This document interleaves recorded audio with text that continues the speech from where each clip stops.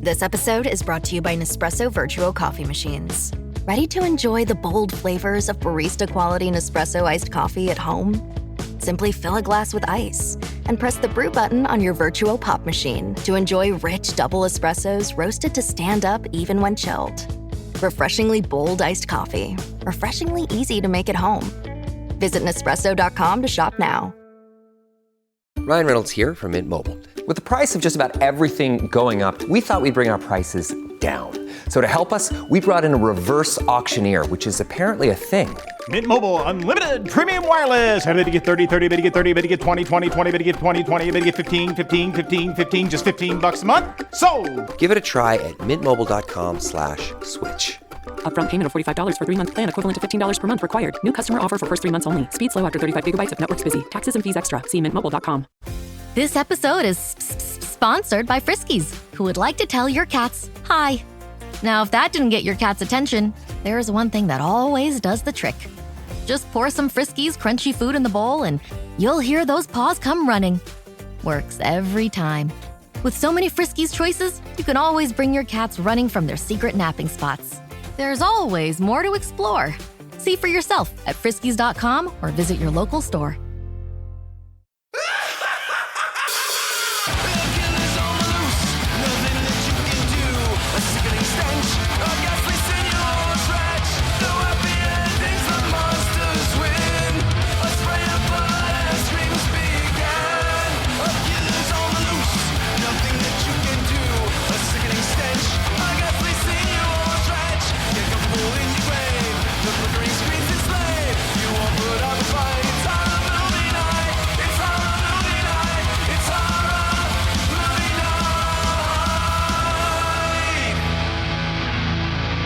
Everybody, we're back with another episode of Horror Movie Night, and this time Scott is up to bat with Nightbreed, a movie that has way too many cuts, and we had to all agree to just have watch the Tubi, to watch the Tubi version of it because there's decisions that need to be made.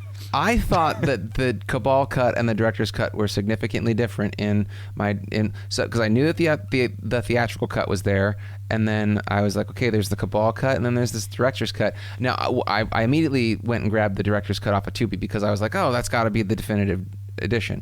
And then Matt messages us and goes, so what version are we watching? And I said, well, probably the Cabal cut, right? Because I thought that it was the one that I grabbed, and then I looked at the link description and it said director's cut, and I was like, shit. And I was like, hold please. And so I went and did way too much reading about something that is way more straightforward. I didn't check IMDb. That was my mistake.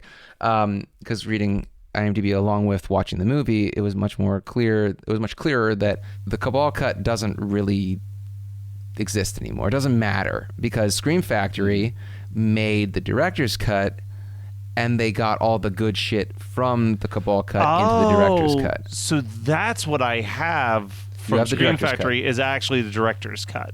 Yeah. Yes. Did you watch it on Tubi or did you watch your DVD? I watched it on Tubi just so that we were all locked in on the same. Now, this was my first time watching the director's cut because the last time I watched this, I think it was before you and I started podcasting, Matt, so it's been, at least 14 years.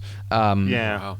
So, I'm assuming this is nobody's first watch, but is this anybody's? This is not my first watch. I'm not sure if I've ever actually seen the theatrical cut, though. It used to be on TV a lot. Sci-Fi played it a lot. I was going to say, I've seen so I own both the theatrical cut and the Scream Factory Blu-ray. Is your theatrical cut the DVD, like the old DVD? Yeah, the DVD is just the original theatrical cut of the film. If I was to put on one of them, I would put on the Blu-ray director's cut.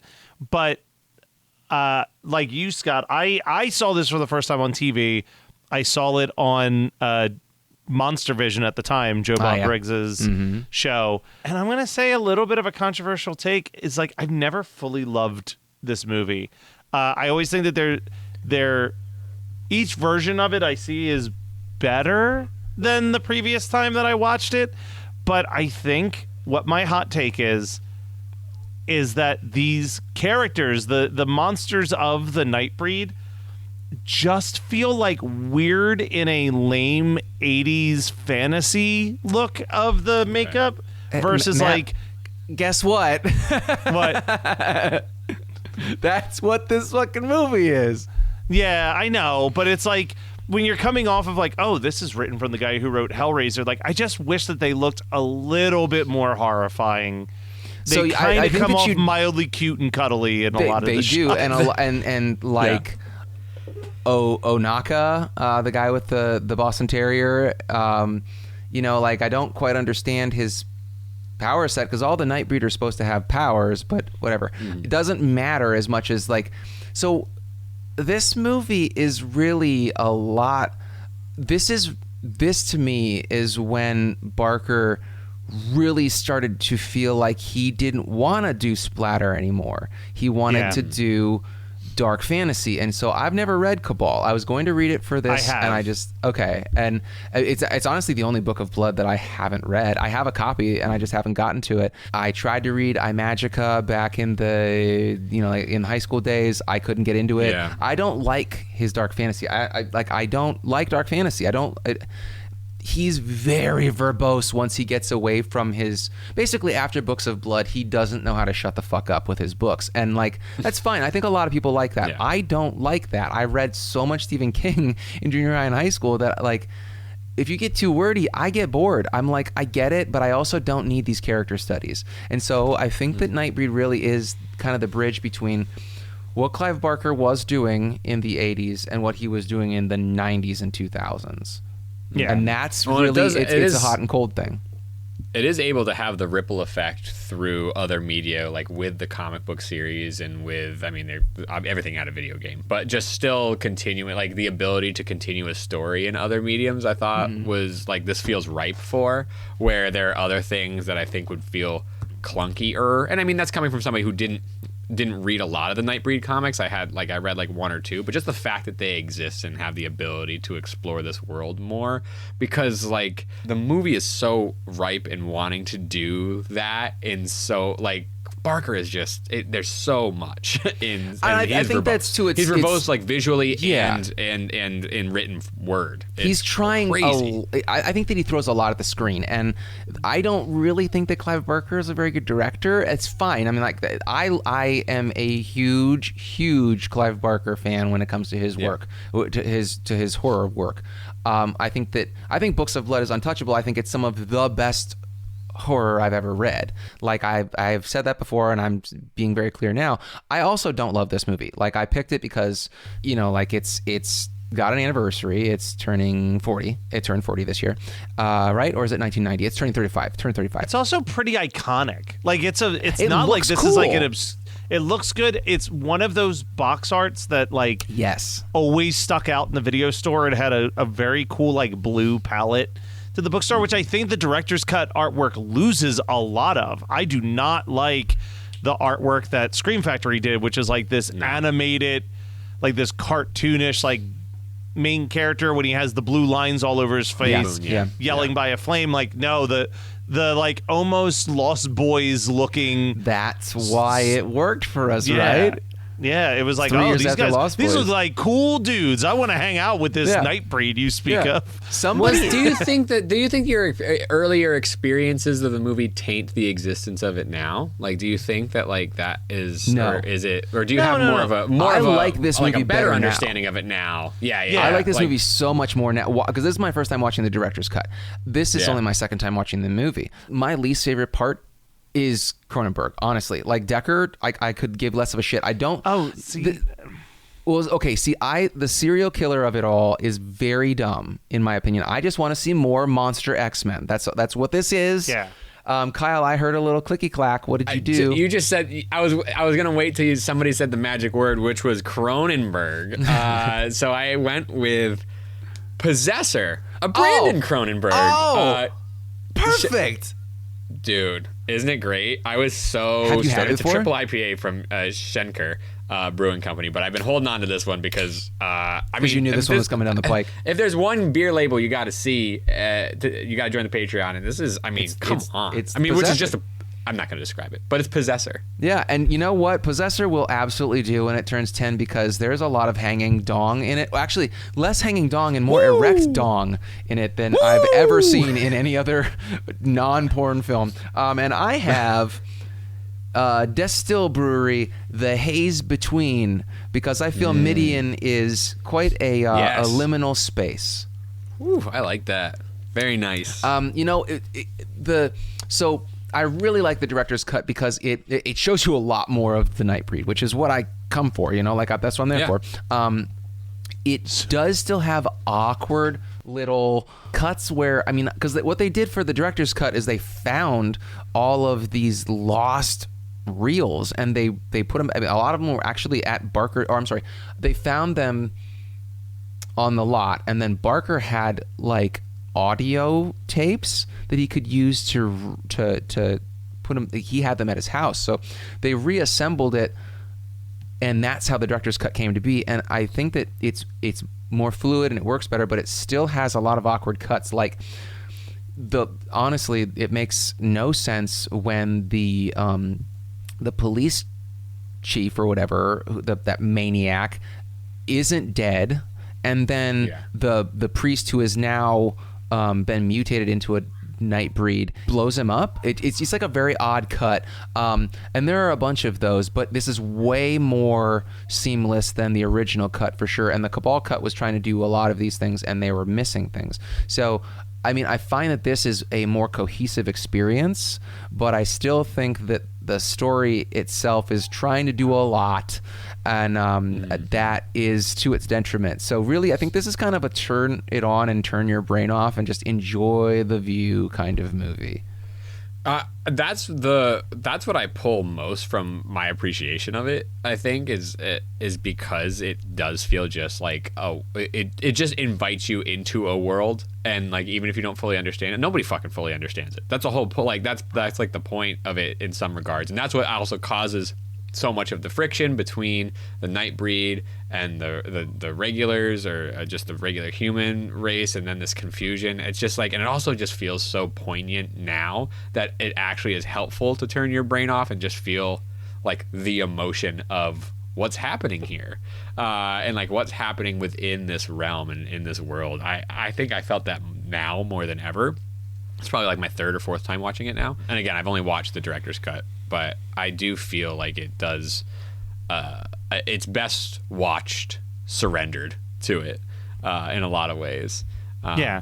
Listen, I can actively say that this is my second favorite Clive Barker directed movie. of the three that he directed, this is my second favorite. What is your first favorite? Well, obviously it's Hellraiser. Hellraiser is like unbelievable that is a first-time director behind the helm of that. Then it's this, and then the last one he did was Lord of Illusions, which is so now have we discussed all three of his directorial? Have we done Hellraiser 1? I think we did do Hellraiser, right? We've done the first Hellraiser. Hellraiser, right? I'll look it up. We only done the sequels. Oh Kyle, my God! Hit the letterbox. Find out. Letterbox. While he's doing that, I'm going to give you guys a little bit of information that I found very interesting from the plethora of trivia on the IMDb. So, Nightbreed, this really colored my viewing of it, because I read this at the beginning of my watch of the director's cut, and it made me love it so much more because, was behind the curtain for listeners, we're discussing this in June, which is Pride Month. It's not coming out until July. I picked it for July, not thinking of it as a queer movie, but I was picking it for July because of it being a very sweaty movie. But this has been characterized as a very queer movie. And in 1997, Harry M. Bensoff, the author Harry M. Bensoff, I don't know, he called it one of the first horror films to make an explicit connection between monsters and the activist politics of the queer community. So it's crazy when you think about, and really that made Okasha, I think is how you say their name, the guy with the Jack Russell, or not Jack Russell, the Boston Terrier. Also, that dog was one of the production assistants just a hired dog. It was literally just somebody's pet. Ooh, love that. Very funny. Hell yeah. That PA must have been stoked that their dog was going to be in this movie. He got paid twice. Besides just being a PA on a Clive Barker movie, which, I mean, well, that's maybe my own dream, but just having your pet picked randomly to like bring to work and be in the movie. Yeah. Yeah, it gives you an extra job, but you're like, hell yeah, it's my pet. Yeah. And you get to have your dog at work. The dream. It doesn't work the same for kids. Fuck that. Yeah. Do not bring your kids on. Yeah, Do not no bring your kids, kids to a set. It's dog safe for work. Timing doesn't work for kids. It can work for pets just fine. So listen. Yeah. Jodorowsky called Nightbreed, quote, the first truly gay horror fantasy epic, which is just so funny to me, you know, like, and then somebody else said that,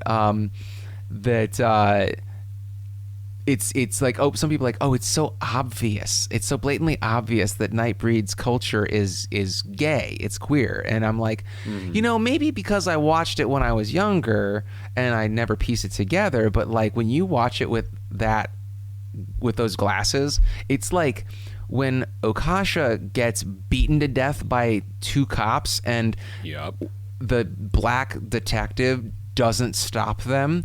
Pulls that toe backwards. Oh, like he reaches for the foot, the boot, and he just pulls his toe back. Pulls it back. It was when I said poignant earlier, Scott. That is literally the scene that I was like, that's the most poignant thing that I've seen. It's so sad. Why? I don't know.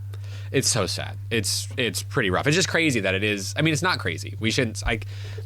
Sorry, I'm gonna rant just a second here. Go ahead, because I did feel this so strongly on this viewing, but there is something to be said about what I almost said, which was like, it's crazy to think that this was 35 years ago, when in actuality this has been something that has been happening and poignant and traumatic for longer than we can even say. It's crazy that it's only this long ago because it's been consistent. Like, it's not like, so I've been actively trying to stop myself from saying that because I think it's so common for us to try to basically other the experience of the thing that we think is far behind us. And I just felt that I'm glad we got to this moment. I don't know if we were going to, but I was, because like it can just be like a weird X-Men like horror thing, which is like also a super fun way to watch it.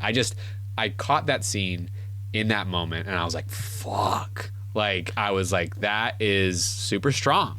Well, also, but like, not to write off anything, even saying it's just like a weird X-Men thing, like the X-Men is also about rights. You know what I mean? I think that it's a great parallel because, you know, they were literally made to be a civil rights discussion in comic book form. You know, oh, and by the way, it's Onaka. I don't know what I was saying incorrectly before because I hadn't read it, but it's Onaka is the name of that character who gets beaten to death, but kicked to death by cops. You know, and it's also very interesting because we have this idea that Boone never really consummates his relationship with Annie. You know, it's like she's like this hot singer, Anne, I think her name is. She actually sang that Johnny Get Angry song live. That's her voice.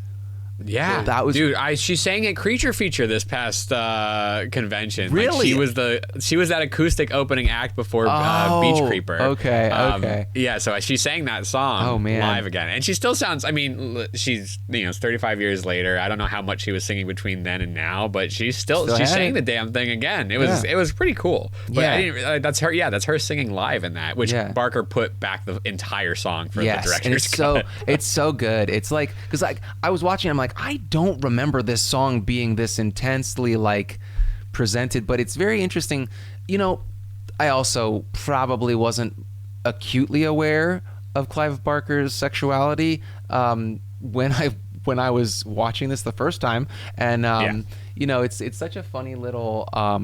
It's just like, I think that these things are important. I think that I think that this is a great course. I think that Nightbreed Director's Cut is a great course in how to save a film and give it.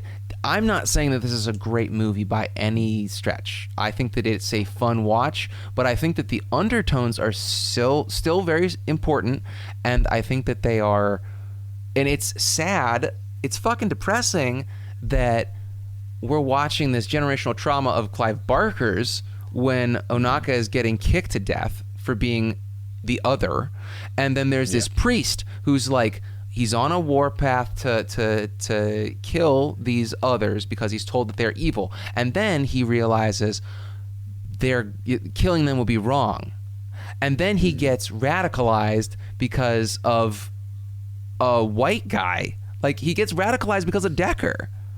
Yeah. In my opinion, that's how I read it. He like and Decker is like, I need to kill these. He calls them breeders, and so he's like saying that he is his white. And this is nothing against Cronenberg. I think Cronenberg's a great like writer director, and just an okay actor. But I think that character is so much that white hegemonic kind of persona that Clive Barker is railing against, like a psychiatrist who would probably have spent the 60s and 70s when Barker was growing up calling homosexuality a mental disorder.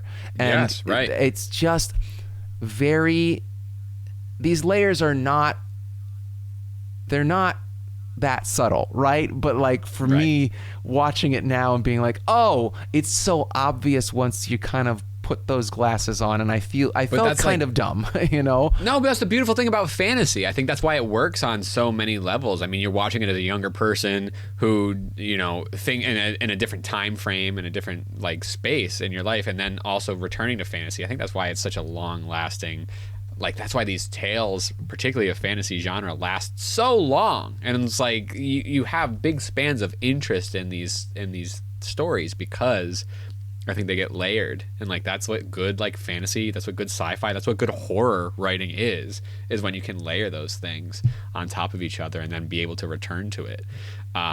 So it's like it's so cool that it gets to evolve and live in how we watch it in a different way. So I want to jump back to the Decker side of things real quick, because when you were like, my least favorite thing is Decker, and I made a noise. Yeah, it's not because I dislike. I agree with you that the serial killer side of things is like whatever. I just think that the mask that he wears is dope. Like, I'm like, it's cool. Yeah, it's cool. I want to like stress that my favorite character design in the whole damn show or the whole damn movie is whatever fucking mask they decided to throw over Decker whenever he's like in serial killer mode. It is really awesome good looking. That he can also he stands out against these like monsters. Like Decker's mask is one that I remember more than some of the like the lower like or the, you know, the side monsters or the side Nightbreed. Is like that mask is so fucking good. Trick or Treat Studios put out that mask a few years ago, and it was sick.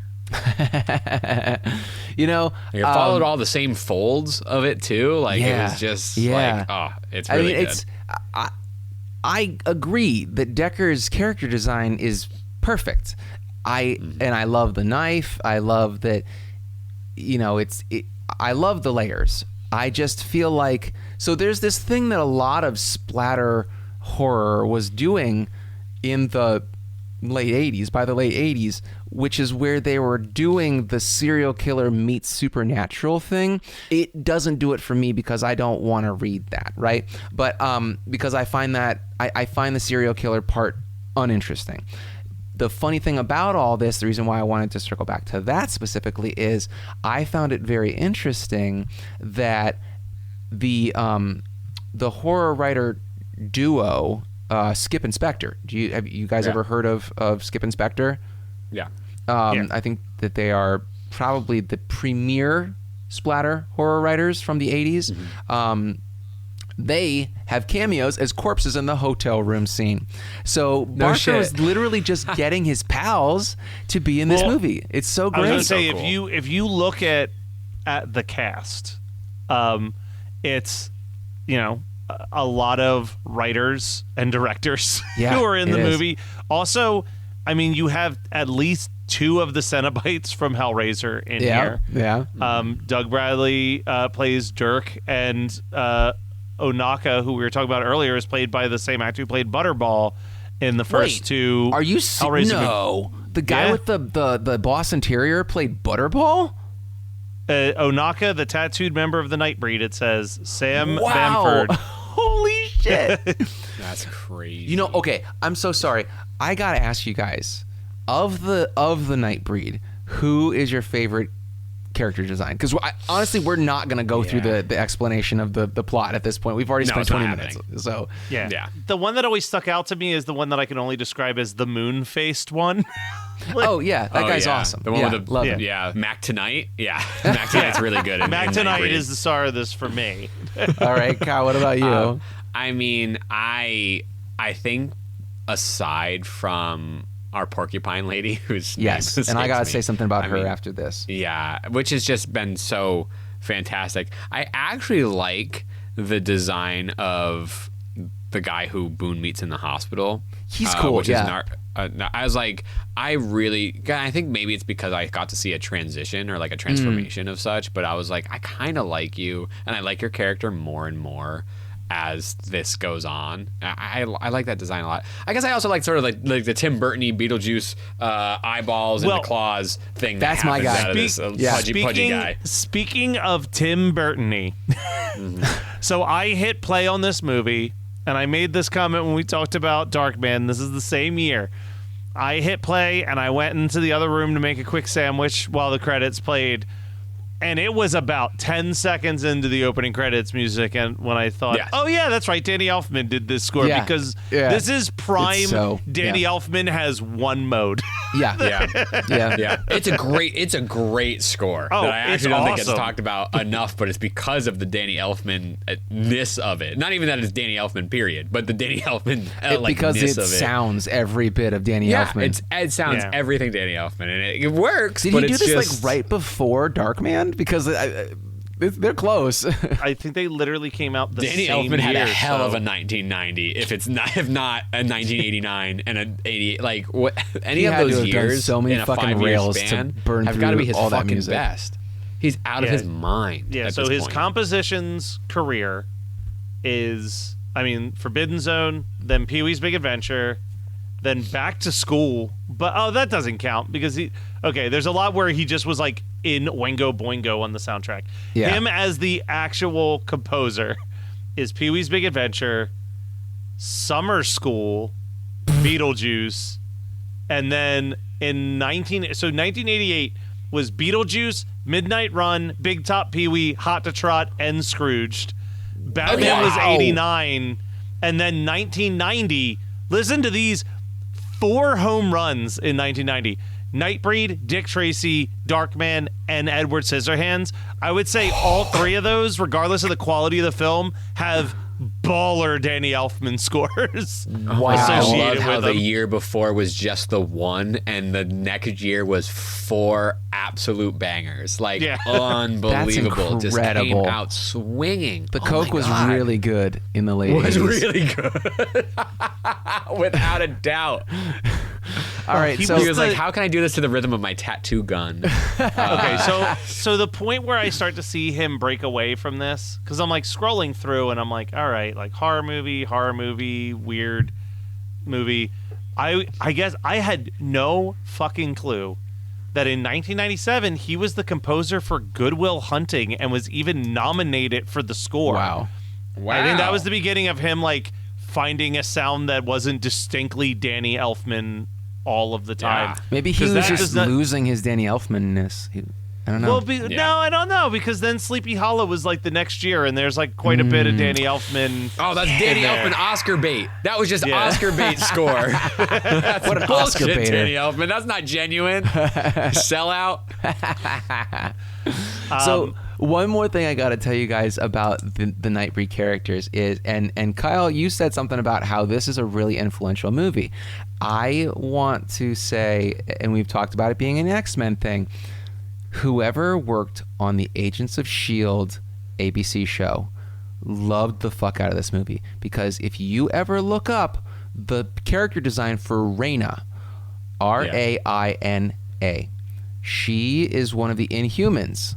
She is Porcupine Lady. She's that bird porcupine girl from Nightbreed, and I've always thought that. And then when I was watching it, I was like, "Holy shit! It's exact. It's no longer. It's like the straightest homage you could ever have. Oh my gosh! And like I love it's the eye makeup and the eye and cheek design that is what. Yeah. Like, but she's also got like, the spines. You can do this, like you can do the spines in a way that also doesn't incorporate your face that way, and like that is so purely like referencing this. It's wow. That's so cool. I love it. I think that somebody is listening is going to be like, oh, they just stole the character design. I think that it's a very obvious choice because when Agents of S.H.I.E.L.D. was happening, Marvel Studios was not what it is now, you know, like, and it's never been incorporated into the MCU. It's like not really accepted. Like they did the Inhumans shit differently for the MCU than they did in the Agents of S.H.I.E.L.D. show. Yeah, right until Captain America Winter Soldier, they were lockstep. Like, they were Asgardians from the first two Thor movies that showed up on Agents of S.H.I.E.L.D., the TV show, and they were going real fucking hard with Terrigenesis and the Inhumans because they had no way to buy the rights for X-Men. And so they're like, okay, we're going to do Inhumans instead of X-Men. And that's really what the Inhumans were. We're just standing X-Men. And then they started making money hand over fist, and they were like, oh, this is a possibility. And so they threw away the entire Agents of S.H.I.E.L.D. Inhumans saga. It's basically like an alternate reality that's never going to get touched in the TV shows that they're making now or the movies, because now they have the X-Men. And it was super fun. Well, the first 3 seasons were super fun. And Bill Paxton was in it, man. It's so crazy to see that actively happen. You know, like to have this property actually be like, it's not going to work for the future, but the future is going to progress. Like, it's not a hard stop for anything. It's just it's just like a deterring thing. And it's like, well, Marvel's still going to go, but it's just, this story is going to stop here or not exist anymore. They went so hard left with it that it became terrible. And I had to turn away from the show after by like season 4, I guess. Damn. But they went into like this sci-fi. It felt very Stargate. You know, I wasn't really loving it. But in any case, Nightbreed is horror X-Men. Inhumans is Nightbreed. This is queer horror. If you don't like it, you probably turned off by this point. So let's get into the rest of this show. Legit, dude. You know what? There never has there been an episode where I feel confident to say this before we even go to the double features.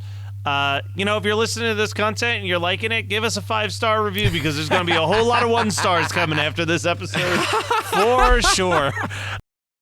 With a major selection of the looks your kiddos love, starting at just $4 in the Walmart app, a new school year means a stylish new them. Who knew? Find skater skirts and Crocs that say, I'm casual but cool. Sparkly sneakers that say, it's my classroom, you're just learning in it. And preppy polos that say, I'm the teacher's pet, even if they're mommy's menace at home. Find their favorite styles starting at just $4 in the app. The Walmart you thought you knew is now new. USAA knows dynamic duos can save the day, like superheroes and sidekicks, or auto and home insurance. With USAA, you can bundle your auto and home and save up to 10%. Visit USAA.com/bundle. Bundle savings are off total premium, not available in all states or in all situations. To qualify, auto policy must be active prior to property policy issue, subject to change. Restrictions apply. Membership eligibility and product restrictions apply and are subject to change. USAA means United Services Automobile Association and its affiliates, San Antonio, Texas. The McDonald's snack wrap is back. You brought it back. Ranch snack wrap. Spicy snack wrap. You broke the internet for a snack. Snack wrap is back. Ba-da-ba-ba-ba. I'm always looking for ways to show my cat how much I love her. And with Fancy Feast gems, I can pamper her whenever I want with a savory gravy on top of a gourmet mousse pâté. The pyramid shape makes serving simple, so all I have to do is peel and plate to make mealtime feel extra fancy. And with 2 entrees in every pack, it's easy to turn every day into the extraordinary. Fancy Feast gems. This episode is brought to you by Indeed.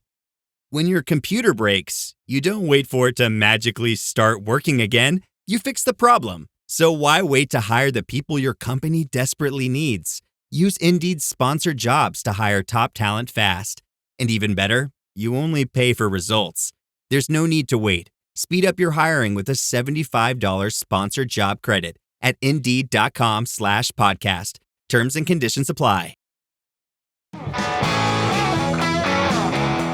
Do you know too much about your favorite musician's pet cat? Are you maybe one of those people that just has to watch every TikTok and Instagram reel from your favorite actor?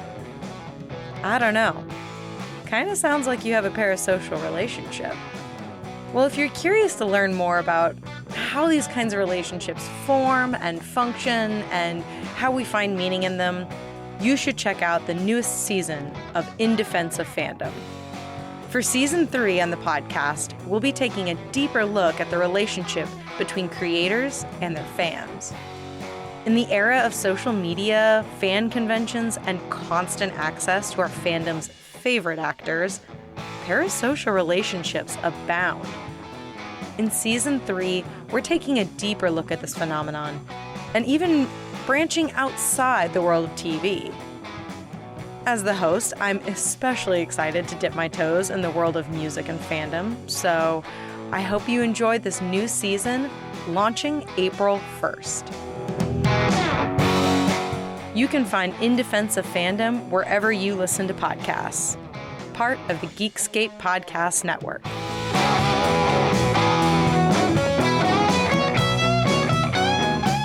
Scott, besides making people watch all 3 seasons of Agents of S.H.I.E.L.D. as your double feature with Nightbreed, what else would you make people watch for the double feature? Now, I know that I was edging you towards Midian by saying that my double feature for this is Digging Up the Marrow. Rewatching this and looking at Baphomet's like statue that then comes alive, and there's like the painted on light show and everything, I gotta say I'm gonna go with The Keep, because both of them are very awesome dark fantasy and neither of them make any goddamn sense. Yeah. It's a good call. Very nice. It's a good call. I talked about how these creature designs just always left me wanting. But what I'm going to watch is a movie that has very similar characters with creature designs that I like way more. Basket Case 2. I knew you were going to do Basket Case 2, and I was going to be so mad if you didn't. Amazing. I was thinking about a lot of things, but honestly, what I wanted to watch after this was just Rawhead Rex. I think that it's not back to the start. Movie.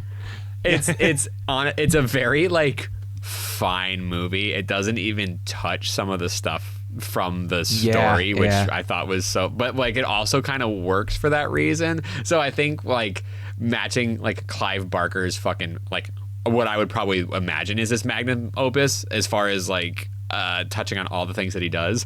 Rawhead Rex is somebody adapted a Clive Barker story and didn't know about anything other than that there was a monster, which honestly kind of works. So, all right. Well, if you like the show, like I said, please actually seriously give us some 5-star reviews. We could use that after this episode, I'm sure. But also go to hmnpodcast.dashery.com, pick up some t-shirts, visit our website, hmnpodcast.com, go to Patreon, patreon.com/hmnpodcast. Find us on social medias at HMN Podcast on all of your favorite podcasting apps, including Letterboxd, TikTok, etc. And lastly, email us at hmnpodcast@gmail.com to join our newsletter. And this Saturday, so 2 days from now, that is the cutoff. If you don't get your listeners submitted in, maybe better luck next year. Just keep in mind they need to be anniversary films this year. Scott, what did you watch, read, listen to, whatever that you want to talk about this week? Man, let me check my Goodreads, because I have burnt through so many of the things that I've discussed, things that I watched and read while on my international trip. I think I have 2 more, one bad, one good, and I'll do that as I have been doing. I actually have 2 good ones. So I have, the first one is a book that TikTok suggested to me that I didn't love because it wasn't what I was expecting. It's called The Luminous Dead by Caitlin Starling, and it is a sci-fi drama. It's this woman, it's in the near future on another planet, and this woman is a a cave explorer in kind of like a biosuit, like almost like a power suit. It's an enhancement suit, and she's going into this cave to map it, ostensibly for minerals, because one of the things that they do on this planet is mine the minerals and then sell it to the Galactic Federation, whatever the fuck. And the only person that she has contact with is another woman named M, who is basically her boss, and telling her where to go in this cave system, blah, blah, blah. And there is this kind of graboid type indigenous creature, or like native creature to the planet that is a threat when you're in these tunnels. And it's really more about like these character studies of these two women, and what motivates them. It really well written, and I felt like I was hoping for a little bit more supernatural and or sci-fi, but it was still very good. Highly recommend if that's your kind of thing. But some straight schlocky, I think it was early 90s, maybe very late 80s horror. I read Down on the Farm, and that is by John Sturr. I don't know if I'm saying his last name correctly, but he was a Michigan writer, and it's based in Michigan, and it's about this family who own a farm, and the milking parlor, which is where you milk the cows, is built over a demonic alien centipede's spacecraft, which is basically like a giant egg. I don't know how. There's no other easy way to explain it. And the evil centipede creature, which is like 8 feet long, 10 feet long, whatever it is also it just loves evil and it hates love. And it can control people's minds. It can hypnotize them when it makes eye contact and make them do evil shit. And it was a really wild ride. Down on the Farm? Down on the Farm. Called? Yeah, and the last name is That's fucking Sure, Stchur. And it's a quick 150-page read. I had a good time. I really thought that it was going to be like, I don't know, did I tell you guys that I read The Nursery? It's another one of those like paperbacks from hell. I don't recall that one. Okay, well, The Nursery was very bad because it was like, I think that's in keeping with a large chunk of the paper bags from but it was like really. Hell. It was very depraved shit, and it was like incestuous-y kind of shit that I just did not. I fast forwarded through a lot of pages to get to the end, and it really ended in a stupid fucking way. This book kind of started to give me a similar feel of like, okay, this psychosexual kind of negativity, and the characters, to their credit and to the writer's credit, fought the evil demonic centipede alien in a good way, and it never really veered off. There's gore, there's some sex, but it's never to the point where I was like, oh, this is too much for me. So Down on the Farm. Okay. Might want to check it out if you like evil alien centipedes. That sounds amazing. With a human face, by the way. Of course. Maybe worse. That might be worse. Don't say it like it's like, oh, with a human face, it'll be fine. Yeah, you'll be all right. Sounds nightmarish. I'm going to be super quick on this, but Hulu, at the time that we're recording this, dropped 3 days ago a new Predator film that is a animated anthology called Predator Killer of Killers, and this shit ruled. It is literally just 3 stories of different predators coming to Earth against different ancient civilizations, and it's done in that Spider-Verse style animation where it's like almost like a stop motion but not quite. It's just really cool. It's a hard R, brutal, like the opening scene before the predator even shows up, you're just watching Vikings fight, and there's like a scene where like they get a shield stuck in a door and then shove someone through it so it decapitates them. Like it is fucking gnarly animation that you're seeing. Dude. It's cool, and it's like 80 minutes. You know what I mean? Like, it is a quick, easy breezy watch. I hope that this kind of unlocks a new way of doing Predator and Alien movies where it's like, look, we don't care about the humans. We don't care about the human element.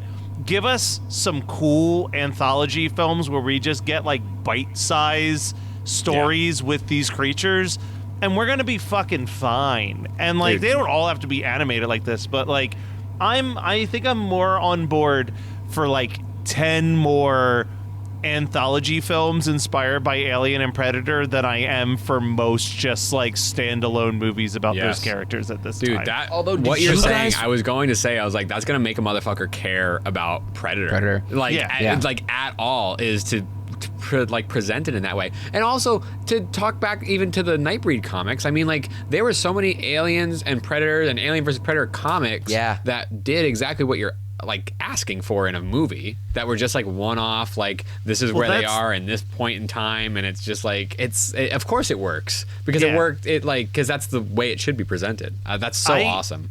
I always remember Rebecca McKendry pitching that she would have loved to have done a Hellraiser anthology series based on the comic books, because the comics had so many stories that were just like, hey, here's the tale of this other guy who's in hell, and like, what did he do on Earth? Very brought creep him. show, very EC Comics. Exactly. Well, it's like, it works. I would watch the shit out of that.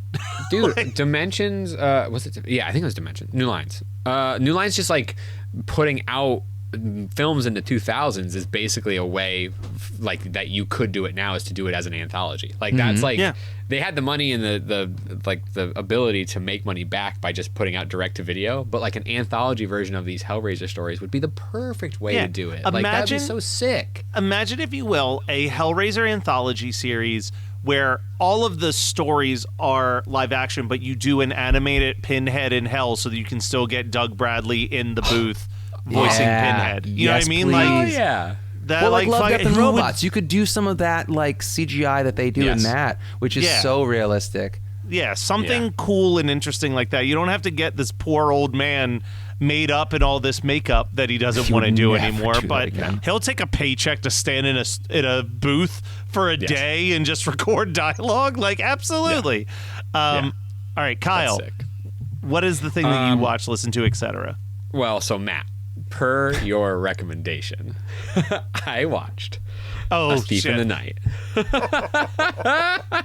So, which I don't know, is the Christian Cringe episode going to come out at any point in time? It'll come out about, it'll be close enough, Okay, so whether you've whether you've heard the Christian Cringe episode, or if you even listen to Christian Cringe at all, you should. But where it's after this, you're going to hear about A Thief in the Night. And A Thief in the Night is a 1972 film. It's not made for TV. It's a movie that was made in Des Moines, Iowa. That is it is the definition of an evangelical scare film. And when I say like definition, I actually think it's like a hyperbolic definition, where it's like, it is like an exploitation film. You know, think about the drug scare films. Like, those are like, they're not Christian based. They're like very secular, talking about the troubles with drugs and alcohol.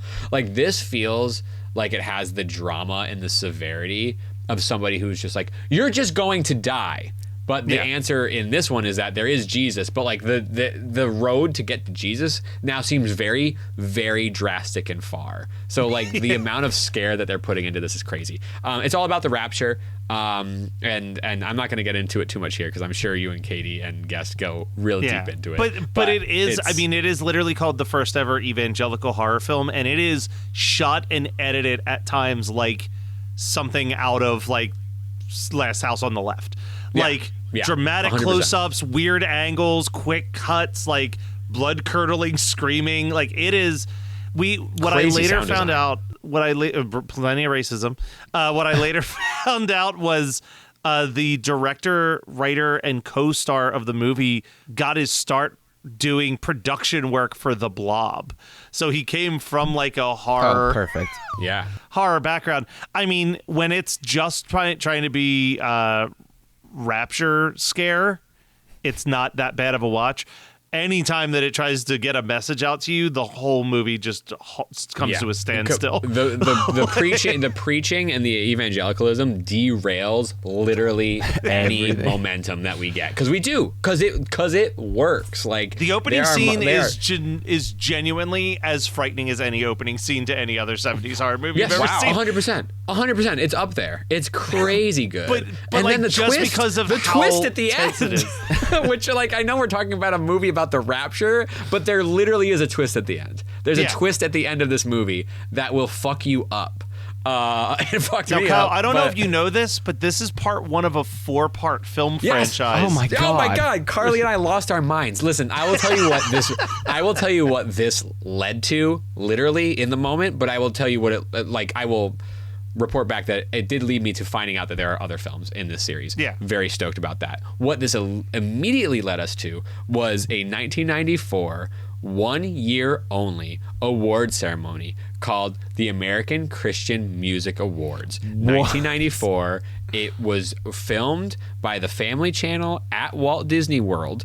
It was all an awards show for evangelical Christian music. DC Talk, Michael W. Smith. There are other bands, but if you don't know what those first 2 are, you're not going to know anything that I say after that. But it is a crazy award show that is not ripe for horror movie night. But I've pitched it to Matt and Katie, so hopefully we get a chance to talk about it later on. I think we will eventually. But yeah. If you want to hear about real horror movies and not evangelical ones, though, subscribe to Horror Movie Night every week. We'll bring you all of your favorite horror movie conversations. Stay tuned next week for more Horror Movie Night.